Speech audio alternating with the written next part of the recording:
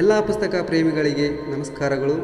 ಕನ್ನಡದ ಭಗವದ್ಗೀತೆ ಎಂದೇ ಹೆಸರಾಗಿರುವ ಮಂಕುತಿಮ್ಮನ ಕಗ್ಗ ಯುಗದ ಕವಿ DVG ಗುಂಡಪ್ಪನವರು ಮೇರುಕೃತಿಯಾಗಿದೆ.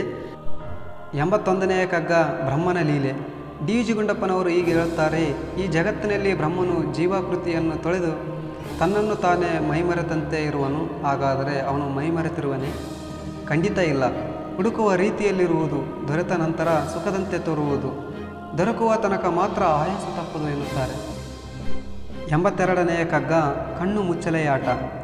DVG ಗುಂಡಪ್ಪನವರು ಹೀಗೆ ಹೇಳುತ್ತಾರೆ: ಬನ್ನಿರೆಲ್ಲ ಕಣ್ಣು ಮುಚ್ಚಲೆಯಾಟವನ್ನು ಆಡೋಣ, ಬೇಗ ನನ್ನನ್ನು ಮುಟ್ಟಲು ಬನ್ನಿ ಮಕ್ಕಳೇ, ಆಟವನ್ನು ಬೇಡ ಎನ್ನುವರನ್ನು ನಾನು ಬಿಡುವೆನು ಎನ್ನುವ ಅಜ್ಜಿಯಂತೆ ಬ್ರಹ್ಮನು ಕರೆಗೂಡುವನು ಎನ್ನುತ್ತಾರೆ.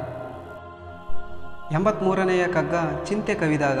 DVG ಗುಂಡಪ್ಪನವರು ಇದರ ಬಗ್ಗೆ ಹೀಗೆ ಹೇಳುತ್ತಾರೆ: ಮನಸ್ಸಿಗೆ ಚಿಂತೆ ಕವಿದಾಗ ಮಾನವ ಹುಚ್ಚನಂತಾಗುವನು, ಎದುರಲ್ಲಿ ಯಾರೇ ಇಲ್ಲದಿದ್ದರೂ ವಾದಿಸುವನಂತೆ, ಏನನ್ನು ಬಡಬಡಿಸುತ್ತಾ ಕೈಸನ್ನೆ ಮಾಡುವನು, ಬಹುಪಾತ್ರ ಅಭಿನಯವನ್ನು ಮಾಡುವನು ಎನ್ನುತ್ತಾರೆ DVG ಗುಂಡಪ್ಪನವರು.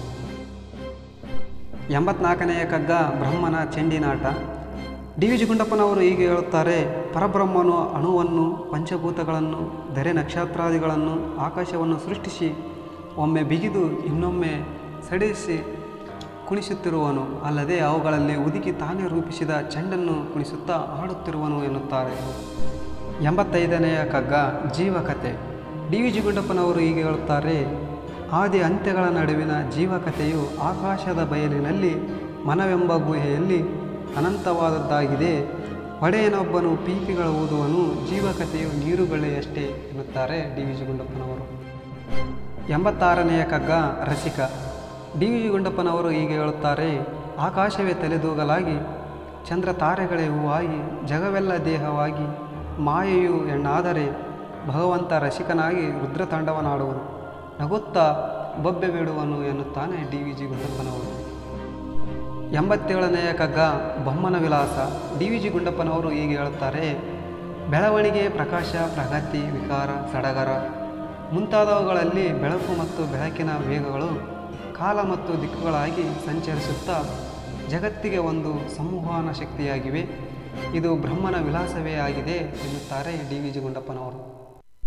88ನೆಯ ಕಗ್ಗ ಉಜ್ವಲತೆ. DVG ಗುಂಡಪ್ಪನವರು ಹೀಗೆ ಹೇಳುತ್ತಾರೆ: ವಿಶ್ವ ವಿಸ್ತಾರ ಚಲನೆಯು ಅದು ಮಾಯ ಬ್ರಹ್ಮಣೇ ಆಗಿದೆ. ವಿಚಾರ ಮಾಡಿ ನೋಡಿದರೆ ಅದು ಪರಬ್ರಹ್ಮನ ಪವಾಡವೇ ಆಗಿದೆ. ಪಳರಿಸಿ ಬೆಳಗುವ ಸಹಜ ಗುಣವೇ ವಜ್ರದಲ್ಲಿರುವಂತೆ ಆ ಬ್ರಹ್ಮನಲ್ಲಿಯೂ ಕೂಡ ಉಜ್ವಲತೆ ಸಹಜವಾಗಿರುತ್ತದೆ ಎನ್ನುತ್ತಾರೆ. 89ನೆಯ ಕಗ್ಗ ಸೃಷ್ಟಿಲಯದ ಕಥೆ. ಇದೊಂದು ಸೃಷ್ಟಿಯ ಚಿದಂಬರ ರಹಸ್ಯ. ಇದರ ಗಹನತೆಯನ್ನು ಧರಿಸಿ ಅದರ ಬಗ್ಗೆ ಸೃಷ್ಟಿಯ ಮೊದಲ ದಿನ ಯಾವುದೆಂದು ಈ ಜಗಕ್ಕೆ ಗೊತ್ತೇ? ಆದಿ ಕೊನೆಯ ಕತೆ ಸುಲಭವಾಗಿ ಅರಿಯುವಂತಾಗುವುದು ರೂಪುಗೊಂಡಿದೆ. ಆಮೆಯೊಂದು ತನ್ನ ಕಾಲು ತಲೆಗಳನ್ನು ಚಾಚಿಕೊಂಡಾಗ ಸೃಷ್ಟಿ, ಅದು ಮುದುಡಿಕೊಂಡಾಗ ಲಯವಂತೆ. 90ನೆಯ ಕಗ್ಗ ವಿಶ್ವಕಥೆ. DVG ಗುಂಡಪ್ಪನವರು ಹೀಗೆ ಹೇಳುತ್ತಾರೆ: ಇರುವಿಕೆಗೆ ಮೊದಲು ಯಾವುದು? ಸೃಷ್ಟಿಯ ಮೊದಲು ಎಂದು. ಅಸಂಖ್ಯಾತ ಸಾಗರದ ಅಲೆಗಳಲ್ಲಿ ಮೊದಲು ಯಾವುದು? ಬೀಸುವ ಗಾಳಿಗೆ ಕೊನೆಯ ನೆಲೆ ಯಾವುದು?